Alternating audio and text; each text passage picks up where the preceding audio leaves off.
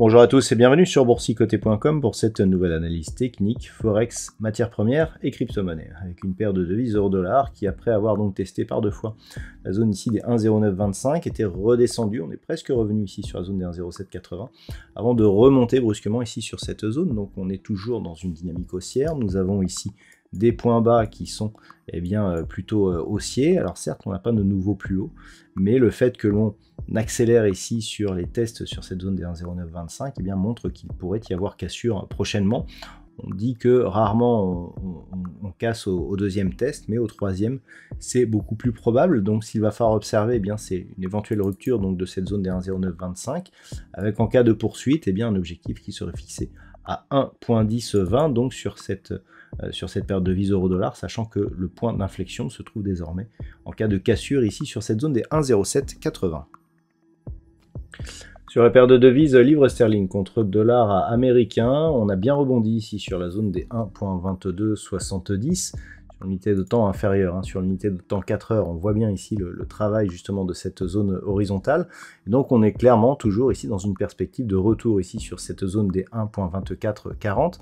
Alors si on revient en daily, on peut se rendre compte du côté majeur donc de cette résistance horizontale. Et clairement, si on élargit un petit peu la vue, on voit que cette zone de range ici n'est qu'un intermédiaire sur la reprise que nous connaissons depuis maintenant quelques semaines, voire quelques mois. Donc on avait eu ici une très forte baisse qui avait abouti ici à un point bas ici juste au-dessus des 1,03 sur la paire de devises livre sterling contre dollar américain. On est vite remonté ici, on s'est stabilisé. Clairement, la rupture ici des 1,2440 ouvrirait la voie à un retour possible sur la zone des 1,2610 puis 1,2750, donc sur cette paire de devises livre sterling contre dollar américain. Concernant l'or, on a eu une attaque de la zone des 1957 $ l'once. On est bien remonté ici, donc on est toujours ici dans la perspective de revenir sur cette zone des 2000, puis de continuer en direction du record absolu donc du métal jaune proche des 2070 $ l'once. Donc clairement ici le mouvement haussier, il est interrompu. On est désormais sur une zone un peu plus neutre, mais comme on peut le voir ici au niveau de ces points bas, on est toujours sur une dynamique très légèrement haussière, même si ici les points hauts sont plutôt sur une phase descendante. Mais clairement, on a ici un triangle symétrique qui est en train de s'inscrire. Le triangle symétrique étant une figure de continuité, on peut parier ici sur une sortie prochaine et donc une cassure de la zone des 2000 $ l'once en direction donc des niveaux historiques du métal jaune. Pour l'instant, on attend donc une rupture ici de cette zone de résistance. Une cassure des 2000 $ l'once serait un signal très positif pour la suite.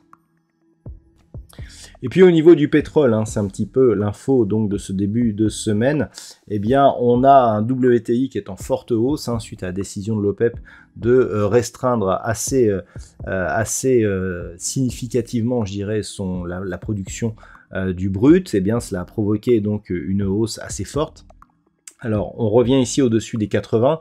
On voit que l'on est toujours ici dans une zone plus ou moins neutralisée. On a eu une tentative ici à la baisse. La semaine dernière, je vous indiquais que le fait de réintégrer montrait qu'on était sur un échec, d'autant plus que l'on cassait ici la moyenne mobile 20 exponentielle. Voilà, on confirme avec ce retour ici sur la zone des 80. Mais globalement, tant que l'on ne casse pas ici 84 $ le baril à la hausse, on reste dans une dynamique qui est totalement neutralisée. On le voit, il y a eu une forte hausse, il n'y a pas eu de relais. Même lorsque l'on regarde ce qui s'est passé en H4, on a ouvert très haut et puis au final, on est plutôt redescendu. Donc clairement, pour l'instant, on n'attend pas une accélération donc du pétrole au-delà des 84, mais en cas de franchissement, on sortirait donc de la zone de neutralisation du brut léger américain. Et enfin, au niveau du Bitcoin, aucun mouvement. On est toujours ici autour de cette zone des 28 000 $ pour un Bitcoin, et ce depuis la cassure ici des 25 200. Donc bon, on dit tous les jours la même chose, ça ne bouge plus depuis quasiment une semaine. Donc phase de neutralisation ici suite à une dynamique haussière qui a provoqué la rupture ici d'une résistance majeure. Donc c'est neutre, mais avec une petite prédominance haussière qu'il faudrait confirmer avec une poursuite ici au-delà des 30 000 $ pour un Bitcoin. Voilà donc ce que l'on peut dire sur l'analyse technique de ces principaux actifs de marché. Je vous souhaite de passer une très bonne soirée. On se retrouve dès demain pour d'autres analyses techniques, toujours sur le site boursicoté.com.